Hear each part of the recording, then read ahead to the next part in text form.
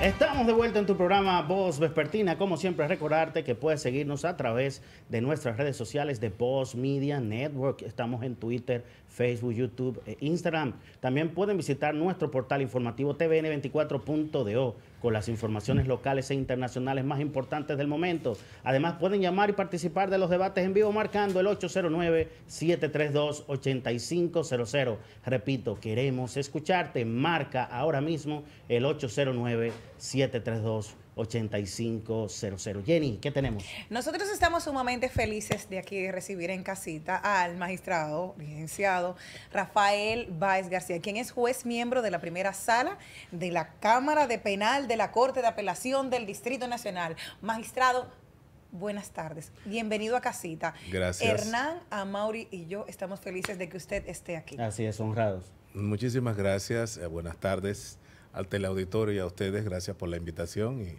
muy complacido de estar aquí con ustedes.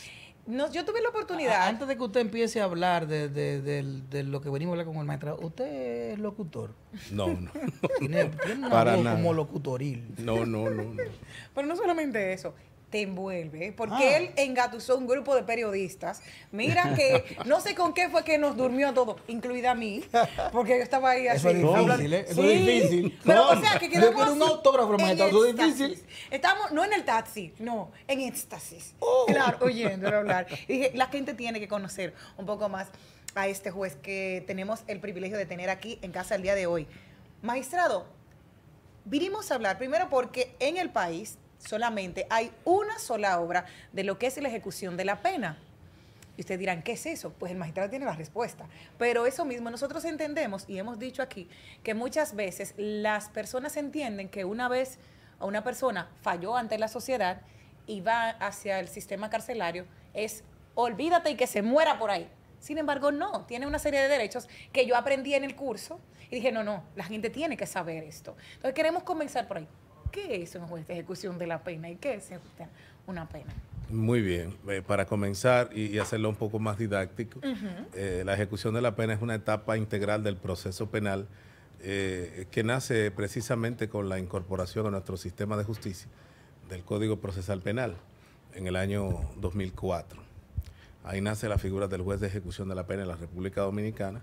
Comenzó a implementarse 8 meses después de la entrada en vigencia del Código en el año 2005 y hasta la fecha. Es una etapa ulterior del proceso penal en la que se busca dar cumplimiento a todas las disposiciones que contiene una sentencia en el aspecto penal, un fallo judicial, sin olvidar el respeto por los derechos fundamentales de las personas sentenciadas.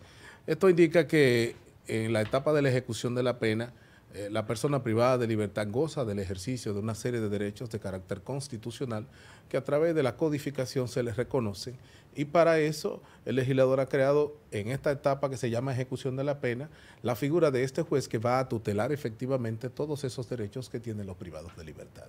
Esa es en sentido, a grosso modo, así lo que es la ejecución de la pena. Entonces tiene como misión hacer cumplir los mandatos contenidos en una sentencia penal y hacer respetar los derechos de las personas condenadas y privadas de libertad. En este caso, el gobierno legal constitucional de los derechos de los privados de libertad está a cargo del juez de ejecución de la pena. Dejó mudo a Mauri. No, ¿Vio? no, mire, primera vez que me quedo callado en este programa. Es verdad. El juez de la ejecución de la pena tiene que ver también, tiene que ver con las medidas de coerción, por ejemplo. No, en lo absoluto. Es solo cuando hay una sentencia condenatoria. Correcto. Perfecto. Correcto. El juez de ejecución de la pena, perdón que le Sí, interrumpa, para que el teleauditorio y ustedes también puedan entenderlo, entra ya en la etapa final del proceso. Las medidas de coerción son aplicadas cuando nace el proceso penal, cuando el proceso penal está en ciernes, que una persona es detenida, es presentada con unas horas constitucionales, que son las famosas 48 horas, presentada ante un juez de la instrucción. Esos jueces de garantía verifican si aplican o no la medida de coerción, que pueden ser 7, que van desde la presentación periódica hasta la privación de libertad. En el caso de la ejecución, es la etapa ulterior del proceso en donde este juez entra cuando hay una sentencia condenatoria. Si no hay condena, el juez de ejecución de la pena no tiene nada que buscar en el proceso, no tiene participación. El proceso es cuando hay una condena, ahí entra el juez de ejecución de la pena en juego en el proceso para garantizar y tutelar efectivamente, como su juez natural, todo lo que acontece en la ejecución de la pena mientras dura la condena. Si la condena es de 20 años, el juez dura 20 años controlando y regulando esa privación de libertad y haciendo respetar los derechos de esa persona en un periodo que el legislador ha llamado el periodo de observación, tratamiento y prueba, que es donde se suministra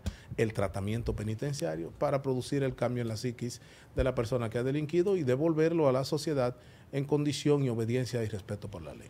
Mira qué interesante, porque a nosotros por lo menos en mi caso, yo me crié escuchando en medios de comunicación que si a ti te dictaban una sentencia y te enviaban a prisión, usted no tenía derecho a nada en la vida. Ajá. Y me coloco en el lugar de los que no tienen quizás esta oportunidad de acceder a esta información. O sea, tú eres ni votar puede. ¿Cuáles son estos derechos fundamentales que no se le niegan al privado de libertad y que la gente desconoce? Porque hasta cierto punto ahí a votar no pueden, eso lo sabemos, pero ¿cuáles son estos? Lo que opera cuando se impone una pena de privación de libertad aflictiva, infamante o infamante solamente, es la suspensión de los derechos cívicos, civiles y políticos. La persona continúa siendo titular de todos sus derechos fundamentales, igual que cualquier otra persona. Lo único que hay una diferencia porque está privado de su libertad física. En este caso, la privación de libertad restringe a un lugar determinado su permanencia, pero sigue teniendo derecho a la salud, al trabajo, a la educación, a la familia, todos los derechos que la Constitución les reconoce a todas las personas. ¿Qué es lo que, como efecto de la imposición de la condena, cuando la pena es aflictiva o infamante solamente, que opera o la suspensión del ejercicio de ciertos derechos cívicos, civiles y políticos, como por ejemplo lo que usted mencionó, el derecho al voto? En caso de que sea un preso preventivo por estar cubierto por el manto constitucional de la presunción de inocencia, ese derecho no se pierde y tiene derecho al voto. Ahora bien, después que ya es condenado, sigue opera la suspensión temporal del ejercicio de ciertos derechos cívicos, civiles y políticos. Magistrado, para las personas que nos están siguiendo y quieren ser parte de esta conversación, nos pueden llamar al teléfono 809-732-8500, porque escuchar al magistrado es un privilegio, saber que es didáctico y sobre todo que se entiende todo. ¿Qué es importante? Cuando una persona está privado de libertad, puede casarse dentro del recinto carcelario. Para poner un ejemplo, porque usted decía, no todos los derechos están restringidos y tienen derechos a una vida conyugal, o sea, de visitas conyugales, y cada qué tiempo se hace eso. Sí, mira, es interesante la pregunta. Hay un debate sobre eso, dependiendo de la naturaleza de la pena, si es una pena aflictiva, infamante, o infamante solamente. ¿Cuáles son esas que nosotros somos duros? En los casos en donde hay penas de 30 años, 20 años, que son penas fuertes, en este caso opera una suspensión del ejercicio de ciertos derechos. Sin embargo, hay quienes opinan, y hay sentencias por ahí del Tribunal Constitucional, creo, sobre los derechos de los privados de libertad. Y una sentencia interesantísima en donde el Tribunal Constitucional censuraba el derecho que tenía un privado de libertad a escribir por la prensa, por ejemplo, que es otro derecho. Y entonces decía que la condición de privado de libertad y la aflicción de la pena producía algún tipo de daño colateral a la víctima y que por eso el tribunal entendía que esa persona no podía escribir por la prensa. En este caso, cuando opera la suspensión del ejercicio de esos derechos, se le imposibilita el matrimonio. Eso está establecido. Sin embargo, hay quienes opinan, las opiniones están divididas en ese ámbito, en el sentido de que sí puede hacerlo y otro de que no, que si tiene el ejercicio de esos derechos suspendido por la imposición de la condena, no puede matrimoniarse. Pero hay posiciones encontradas respecto a eso. Si una persona ya robó, por decir, le tocan 5 años, lo encontraron, no sé cuántos años le pueden poner por robo, no sé, por los agravantes que pueda tener, pero un ejemplo así. Tienen derecho a una visita conyugal y cada qué tiempo pueden ir. Entonces, porque tenía pareja, él se portó mal o ella se portó mal, pero no les restringe esa parte de convivencia con otra persona. Los privados de libertad conservan todos sus derechos. Derecho a la visita conyugal, derecho a la visita de sus hijos, de sus parientes. Tiene derecho a permisos de salida fuera del entorno carcelario, permisos familiares, permisos estudiantiles, permisos laborales. La ley contempla la posibilidad de que cuando se tiene 1/3 de la pena, si es menor de 5, 1/4, si es mayor de 5, pueda solicitar al juez de ejecución a través de los informes de la Comisión de Vigilancia, Evaluación y Sanción y la Junta de Tratamiento de la Prisión la concesión de algún beneficio penitenciario, que sería poder salir a estudiar fuera de la prisión, poder salir a trabajar fuera de la prisión. Esos permisos estudiantiles y laborales están establecidos en la ley. Pero y son de si correcta y perfecta aplicación. ¿Los otorga el juez o él simplemente puede...? Recomienda la comisión y los concede el juez. Todo eso está judicializado. El principio de judicialización de la ejecución de la pena gobierna el proceso penal y también es parte del contenido fundamental de los principios de la Ley 113-21 sobre el régimen penitenciario y correccional de la República Dominicana. Magistrado, ¿eso solamente se permite en el nuevo modelo o en todos los modelos? Porque En todos los modelos. En todos los modelos. Claro que sí. Incluso porque si usted quiere, ok, me voy a ir a trabajar, yo que quiero trabajar, por ejemplo, como privada de libertad, y estoy en el 15 de Asua, que no es el nuevo modelo. Sí, hay una comisión de vigilancia, evaluación y sanción y una junta de tratamiento establecida por el sistema penitenciario, que es la Dirección General de Servicios Penitenciarios y Correccionales. Es posible que esa junta recomiende al juez que esa persona vaya a recibir algún tipo a aprender alguna enseñanza, un trabajo. Eso es perfectamente posible. Bueno, sí, la ley es para todo. Lo que puede variar entre el modelo nuevo y el viejo es el procedimiento, ¿verdad? Magistrado, yo tengo una pregunta. Hay un prejuicio general del dominicano que cree que todo el que ha cumplido la mitad de la pena puede aplicar, si ha tenido buena disciplina, para salir para la calle. Pero eso no es tan así, porque vimos el caso del condenado por el asesinato del niño Yenas Aybar, que lo ha intentado y no ha podido, a pesar de haber tenido una buena disciplina, supuestamente, en su prisión. ¿Qué es tan real de este prejuicio de que a mitad de pena tú puedes, si has tenido buena disciplina en la cárcel, puedes salir? No es un prejuicio, es una disposición de la ley. Primero, la ley 164, que regula la libertad condicional en la República Dominicana, establece que toda persona condenada a pena privativa de libertad que exceda de 1 año podrá, a la mitad de la pena, solicitarle al juez de ejecución de la pena la concesión del beneficio de la libertad condicional, que no es una liberación definitiva del proceso, es un modo de ejecución de la pena. Okay. Es lo primero. Lo segundo es que está establecido en el Código Procesal Penal, en su artículo 444. De manera que todo el que está condenado a una pena que exceda de 1 año, puede ser de 1 año y 1 día en adelante, puede solicitarle al juez, si tiene la mitad de la pena, si tiene buena conducta, hábitos de estudio, hábitos de trabajo, repetimos el tema de la conducta intachable, puede solicitar la concesión. Todos tienen derecho. Ahora, el juez es soberano en su otorgamiento. Otorgarla es del juez. Solicitarla de todo privado de libertad es un derecho. Ahora, el juez tiene la facultad de concederla o de negarla. Y hay razones para negarla y razones para no negarla. Perfecto. Eso depende del enfoque con el que el juez vea el asunto. No es necesariamente que tiene que tener la mitad de la pena y automáticamente se ha puesto en libertad condicional. No es un requisito es un requisito, pero no es la obligación. Okay. El juez tiene que valorar otras condiciones de carácter subjetivo también, que deben verse ahí al momento de la solicitud. Por ejemplo, las funciones primordiales de la condenación, el justo desagravio, el real desagravio social. Todas esas cosas son sopesadas por el juez al momento, con mucha prudencia al momento de decidir sobre la solicitud de libertad condicional. Magistrado, hubo una palabra durante el taller que nosotros estuvimos que participé, que me gustó mucho, que dijo, levanten la mano y por favor prometan que ustedes no van a decir libertad condicional bajo fianza. Que es un error que cometemos muchos periodistas y sobre todo comunicadores que están en los medios de comunicación. ¿Por qué no se puede emplear ese término? ¿Y cuándo? Porque son cosas muy distintas. Por favor. Son cosas muy distintas. La libertad condicional es una libertad con condición después de la imposición de la pena. La libertad provisional es previa a la sentencia que impone la pena. Lo provisional es antes de la sentencia, que es un mecanismo de lucha contra la prisión preventiva. En este caso... Como usted habla de la provisionalidad, está hablando de la libertad... La libertad provisional y se presta una fianza, una garantía económica. Exacto. Ahora bien, cuando se habla de libertad condicional, se entiende que ya hay una condena y que ha cumplido la mitad de la condena. O sea, que no es lo mismo libertad condicional que libertad provisional. Yo estaba en ese rol. Yo sé, es que Yo estaba en ese todos, rol. hemos estado todos realmente, porque gracias a esta oportunidad, que por eso se necesitan tanto los talleres de actualización, siempre te van dando estas pautas. ¿Y qué es una libertad condicional? Porque la gente tampoco entiende que tú, ok, mira, lo sacaron, a él le dieron, lo dejaron suelto, le dieron 10 años y ahora le dieron la libertad condicional.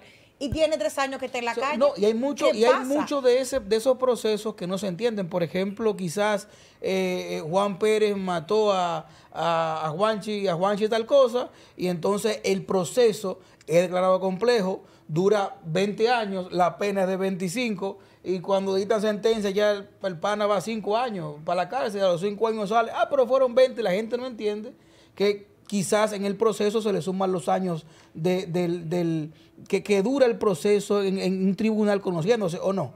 No, para nada. Porque se han No, dado esos yo casos. creo que Mauri se refiere cuando te imponen medidas de Medida coerción de de coerción, cárcel. claro. Esa cárcel Claro, te la claro. actualizan para la pena por posterior. Por Claro eso que hablé sí. del asesinato, porque hay casos que... Claro que sí. Ahí sí tiene toda la razón. Eso es una operación aritmética que se llama cómputo de la pena. El cómputo de la pena es un cálculo que se hace desde el día en que la persona es arrestada hasta el día en que la persona cumple la condena. Entonces, el tiempo de privación en libertad incide en el cómputo de la pena. El tiempo que se permanece en libertad provisional no incide. O sea, usted está afianzado, no está cumpliendo condena, está subyúdice y está en libertad. Ahora, usted está en prisión o en prisión domiciliaria, usted tiene restringida la libertad y eso influye en el cómputo de la pena. ¿Qué influye en el cómputo? La libertad condicional, no la provisional. Provisional de este lado, antes de la sentencia. Condicional de este lado, después de la sentencia. Entonces, ¿qué influye en el cómputo? Después de la sentencia. Por ejemplo, para que lo pueda entender, condenado a 10 años, a los 5 años tiene la posibilidad de solicitar la libertad condicional porque ya tiene la mitad de la pena. La solicita, se la conceden. Transcurren 3 años. ¿Cuánto tiene preso? 5 presos y 3 en libertad. Tiene 8 años de cumplimiento de condena. ¿Cuánto le faltan para liquidar la condena? 2 años. Entonces, esos 3 años que está en libertad condicional influyen en el cómputo de la pena. Ajá, ¿y qué pasa si yo me porto mal en esos 3 años? Que es algo muy bueno. Pierde el beneficio y se revoca y vuelve otra vez el cómputo, dice la ley, que se retrotrae al día en que se le concedió el beneficio de la libertad condicional. Tenía 8, ¿verdad? Ajá. Se portó mal, como usted dijo. Ajá. Se revoca el beneficio, se retrotrae el cómputo y vuelve desde 5 años. Ay, mi madre. Sí, para que sepan, eso es lo Magistrado. bueno. Tampoco lo sabía. Ah, claro. Magistrado, dígame de Dije. los presos preventivos, porque los presos por sentencia ya de cosas juzgadas tienen al juez de la pena para administrar ese castigo con humanidad. Pero ¿y los presos preventivos que hemos visto informes de que las cárceles dominicanas están saturadas de presos preventivos, que no se le ha conocido causa o juicio, no sé cuál es la palabra? ¿Quién cuida de que esa persona se le esté respetando sus derechos, a pesar de que esté privado de libertad? Mira, es una pregunta muy interesante. Qué bueno que la hagas y qué bueno que el teleauditorio va a tener la oportunidad, incluso si quiere, de llamar y de hablar. Este problema de la prisión preventiva o este uso excesivo de la prisión preventiva ha dado al traste con la saturación del sistema y una alta tasa de ocupación carcelaria. Eso preocupa bastante y es cuando nosotros los actores del sistema estamos haciendo un mea culpa, estamos diciendo, estamos excediéndonos aplicando la prisión preventiva. Al estarnos excediendo en su aplicación, las cárceles están abarrotadas de personas privadas de libertad, pero los tribunales están abarrotados de procesos. La plataforma de servicio de un tribunal no da abasto. La plataforma de servicio del sistema penitenciario no da abasto. No se cumplen lo más mínimo las reglas que deben haber en las prisiones para el respeto de esos derechos por un tema de sobrepoblación. Porque tenemos unos casi 27,000 privados de libertad y tenemos el 62% de presos preventivos, o sea, 16,000 y pico son presos preventivos, todavía no tienen sentencia.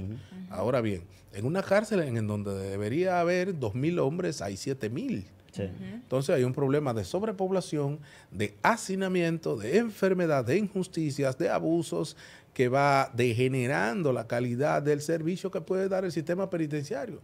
Porque científicamente el encierro tiene una razón de ser. La gente no se tranca porque sí. La razón de ser del descubrimos con encierro, la pandemia, que nos afectó a todos. la razón de ser del encierro es la corrección. Exacto. Entonces, ¿cómo usted va a hablar de Exactamente. corrección, de respeto a los derechos de las personas en un espacio en donde todos estamos a 70 centímetros uno de otro? Que para sobrevivir hacen lo que sea. Donde la mitad duerme en el piso, donde unos duermen en hamacas, donde unos duermen en los baños, donde otros no pueden dormir. Tienen que esperar que despierten uno para ellos acostarse, Y otros pagan para dormir bien.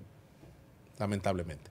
Entonces, estamos luchando contra ese monstruo que es la prisión preventiva, que su uso desmedido ha provocado una crisis y ha saturado el sistema, tanto el sistema penitenciario como el sistema de administración de justicia penal. Obviamente los tribunales están sobrecargados del proceso. ¿Por qué? Porque quizás los actores del sistema no hemos comprendido verdaderamente nuestro rol y no hemos utilizado las herramientas que el proceso penal establece. Por ejemplo, los mecanismos alternativos de solución al conflicto han sido los grandes ausentes, los procesos negociados, el otorgamiento de libertades condicionales, la suspensión de la pena, la suspensión del procedimiento. Es necesario que esos paliativos se apliquen para que todo no llegue a juicio, para desjudicializar los tribunales y sacar los casos de poca monta y de poca trascendencia del ámbito judicial y resolverlo en un ámbito de negocio. Negocio es acordar entre las partes solución al conflicto. De hecho, la solución al conflicto es un principio fundamental del proceso penal. Claro. Magistrado, La famosa conciliación. magistrado, ¿cómo una persona privada de libertad puede pedir un permiso para el trabajo?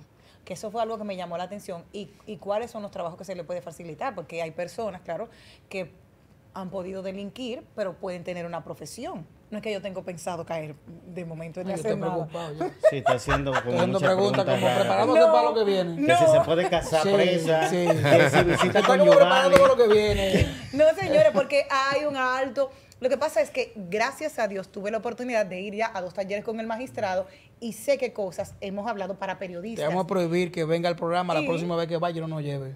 Ya, entonces Hay que para invitarlo. periodistas, sí, claro. Pero entonces esta opción es para las personas que no lo sabían, porque hay algunos privados de libertad que tienen estos permisos y la gente entiende, está libre, o lo voy a agredir por la otra parte que estuvo afectada en Sí. algún momento. Entonces, esa parte que para mí fue tan didáctica y tan interesante, mira que el día de hoy ya el magistrado cambió 2 mentes más. Ustedes dos aquí, y te dejó a ti mudo. O sea, Sí, yo sí, estoy sí. paga, yo estoy paga. No, pero magistrado, volviendo a la pregunta seria, de verdad, ¿qué necesita una persona para solicitar ese permiso de trabajo? ¿Y cómo se le hace esa supervisión, sobre todo?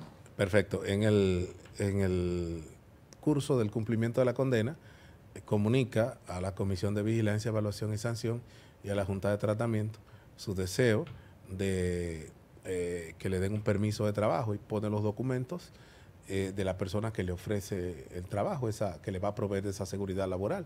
Entonces esa documentación se procesa, se investiga si ese negocio existe, si tienen una nómina, o sea, para determinar que se trata de una propuesta seria y una empresa reconocida. Una vez presentada esa oferta, entonces se evalúa y se le pasa el informe al juez de ejecución de la pena y el juez de ejecución de la pena decide si concede o no el permiso de trabajo.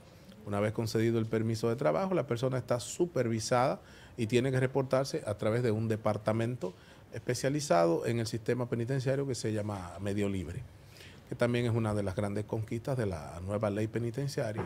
Ese departamento tiene un monitoreo constante de los días que ese privado de libertad estará en su jornada laboral.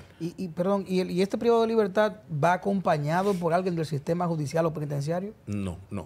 Trabaja normal como Sería tú, muy como yo. costoso. El de estudiar sí, pero el de trabajar no, porque lo de estudiar salen una vez por semana a un medio semipresencial y van discretamente custodiados. Y déjeme decirle que la matrícula de estudiantes universitarios privados de libertad es asombrosa. Es verdad. Eso es asombroso. Tenemos estudiando una gran cantidad de privados de libertad Excelente, porque actualmente. la idea es que se reforme. Y se hacen graduaciones en donde a cada rato tenemos recibiéndose abogados, psicólogos, contadores, administradores de empresas, las mujeres también en Santiago, a través de la Universidad Guapa, a través de la Universidad UTE. Hay la posibilidad de que esos privados de libertad asistan a programas de formación semipresencial y de varias de centros de privación del país asisten de modo semipresencial y otros están recibiendo la instrucción escolar elemental De hecho, en las pruebas nacionales los privados de libertad han estado siempre con muy buenas calificaciones. Ya el analfabetismo en las prisiones es prácticamente nulo. Están estudiando y después de estudiar inician carreras universitarias con resultados muy positivos. Hay también cursos técnicos. Yo me sorprendí hace como un mes, y lo digo con toda sinceridad, en Nagua me tocó cubrir una actividad en la Olegario Tenares y había decenas de privados de libertad graduándose de áreas técnicas. Una cosa impresionante. Así es. Magistrado, una pregunta a los indultos. Hay una comisión para esto, conformada por la Iglesia Católica, otros actores, pero una decisión del Poder Ejecutivo, los indultos, ¿verdad? Así es. ¿En algún momento en este proceso de indulto entra el juez de la ejecución de la pena? Por lo menos le piden su opinión. No, para nada. El juez de ejecución no tiene participación en el tema de los indultos. Los indultos son de carácter presidencial y eso es una decisión soberana del Ejecutivo. El juez no participa en eso. ¿Y no puede entrar en contradicción con la voluntad del presidente? No necesariamente, porque el presidente lo que hace es que dicta el decreto del indulto y ordena instruye para su notificación e inmediata ejecución. El juez no tiene nada que ver ahí que no sea ejecutar eso y dar cumplimiento a la disposición del Ejecutivo. En nada riñen esas dos cuestiones. El indulto tiene un origen medieval y tiene que ver con los reyes del medioevo, Inglaterra. Eso es una decisión soberana de los reyes. Y eso quedó plasmado en las constituciones del mundo moderno como una figura o una gracia, una facultad, una potestad que tiene el presidente, en este caso el Ejecutivo, para poner en libertad a quien entienda que pueda hacerlo. No sé si la respuesta pudiera entrar en contradicción, o pudiera no ser respondida por usted por su condición de juez, pero no estaría esto, no se vería esto como una especie de intromisión de un presidente hacia el sistema judicial, siendo ustedes los responsables de determinar la responsabilidad o no de la persona a la que se le somete por haber cometido un hecho y también de conocerle en un tiempo determinado si está capacitado para volver a salir a las calles? No, para nada. Eso no riñe para nada. No tiene nada que contraríe. Eso es una facultad constitucional del Ejecutivo y nada influye ni incide en lo que es el ámbito judicial. En todo caso, el presidente o los presidentes siempre nombran unas comisiones para que les rindan los informes, precisamente para que no se vayan a ir personas que no merezcan eso, porque siempre se hace como una gracia para la Navidad, sí, los días de la independencia, los días de fiesta nacional, que pueda hacerlo, una gracia. Pero el presidente se asegura de que eso vaya de manos de personas que conocen el campo penitenciario, y la iglesia juega un papel muy importante siempre, personas de reconocida trayectoria social y moral, y hemos visto que son comisiones de gente de mucho respeto y de mucho nivel que participa en esas comisiones. Magistrado, para los jóvenes que están privados de libertad y que quieren estudiar, ¿ustedes toman en cuenta si es una universidad privada o si es una universidad pública? ¿No tienen esa distinción para ello? ¿O tienen que tener algún programa de eso de semipresencialidad o no? Para que sean tomados en cuenta para que ellos puedan estudiar o no. Lo que pasa es que depende de la universidad que sea y si la universidad lo aceptaría en su condición de privado de libertad. Ya por un tema del principio de igualdad, de aplicación de igualdad de todos ante la ley. Como les digo, hay personas que están privadas de libertad que van a la universidad y nadie se da cuenta. Qué bueno. Y duran 2 años haciendo una carrera y 3 años y nadie se da cuenta que son privados de libertad por la forma en cómo se conducen. Este proyecto inició cuando comenzó Aras Nacionales en Villamella, que fue la primera cárcel abierta que se hizo aquí, o semiabierta. Y se ensayó mandándolos a la escuela primero, a la escuela primaria. Y no había ningún tema con los privados de libertad que iban vestidos de civil, con una custodia vestido de civil, y lo llevaba hasta la escuela pública del pueblo, los esperaba y los volvía a retornar hasta su prisión. Ese proyecto comenzó a caminar y comenzó a dar resultados y comenzó a dársele el espacio para la educación a los privados de libertad y ha sido todo un éxito. Esto es una de las razones fundamentales por las que debemos creer en la rehabilitación, en la educación, en la privación de libertad. básicamente porque tenemos un índice muy alto de analfabetismo y de jóvenes de deserción escolar, es la palabra correcta. Y esa deserción escolar pues mueve a delinquir a muchos jóvenes y los perdemos. Son nuestros jóvenes entre 18, 35 y 40 años que están privados de libertad por ahí en vicios, cometiendo inconductas, y en muchos de los casos es posible salvarlos, salvar su conducta y volver a retomar su vida y llevarlos por los caminos correctos. A veces esos programas educativos y formativos dentro de la prisión ayudan bastante. Por eso educar en la prisión tiene tanto valor y representa tanto. Magistrado, finalmente por mi parte, ¿cuáles serían esos elementos fundamentales para mejorar el sistema de justicia de la República Dominicana, hacerlo más eficiente? Hay uno muy evidente, recursos presupuestarios, por ejemplo, se lo digo yo. Pero ¿qué otras cosas? Porque, por ejemplo, la digitalización de los procesos o la sistematización de los procesos. He escuchado ahorita hablar incluso de notch, que son una especie de empujoncito psicológico, economía conductual, como habla el Nobel de la Economía, Richard Thaler. ¿Qué son esos elementos esenciales para mejorar el sistema de justicia? Muchas veces vemos que a las personas, sobre todo pobres, si es que le llega la justicia, le llega tarde. Y una justicia tardía no es justicia, se dice. ¿Qué podemos hacer para mejorar el sistema de justicia? Esos elementos fundamentales. Mira, interesante tu pregunta. El Poder Judicial en estos momentos se aboca a una introspección y ha diseñado un programa que se llama Plan de Optimización del Proceso Penal. El Plan de Optimización del Proceso Penal busca en estos momentos revisar la aplicación de la norma para ver qué tan efectiva ha sido, en qué debemos mejorar, qué debemos corregir, qué debemos hacer mejor. Excelente. Todo esto debajo de una sombrilla que se llama Justicia al Día por la Dignidad de las Personas.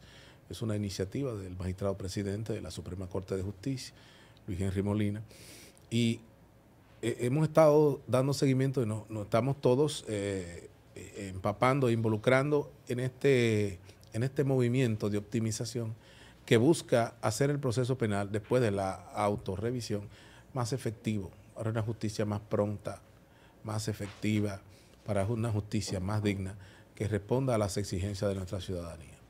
Muchas veces quizás los tribunales no dan abasto por la cantidad de procesos que tienen, quizás la forma en que hemos manejado el proceso no ha sido la mejor y todo eso lo estamos mejorando, revisando para mejorar y producir los cambios necesarios para eficientizar esta administración de justicia a propósito de la llegada a la escena del nuevo proceso penal, que dicho sea de pasada ha tenido sus críticas, sin embargo es un instrumento de justicia democrática y tenemos que creer en esos valores democráticos a la hora de imponer una medida de coerción, de imponer una pena, de manejarnos en base a la Constitución y las leyes, creer efectivamente en eso, que los actores del sistema estemos comprometidos con la aplicación de la Constitución y de las normas.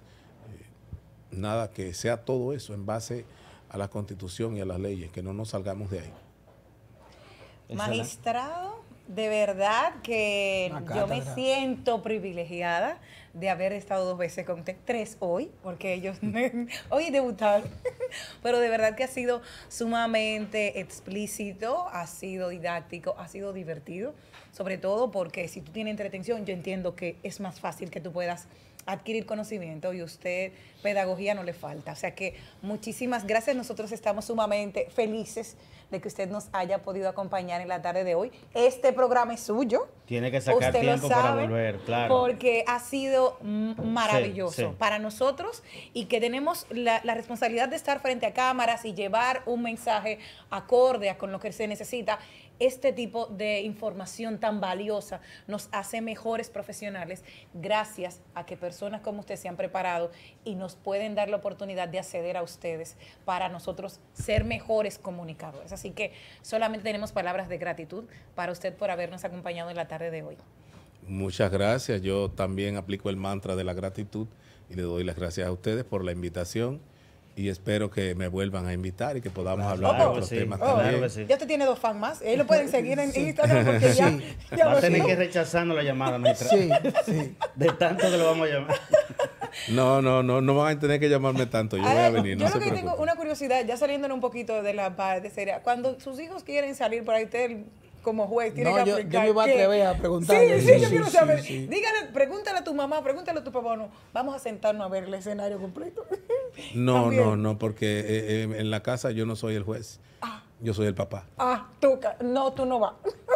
Pero, doctor, espérese. Un papá como un porque dictador. No, un papá común y corriente. No se ha dado nunca la circunstancia en la que usted ha tenido que convertir la sala de su casa en un tribunal y usted busca el mallete. Para nada. Atención, Giraldi, Para tiene nada.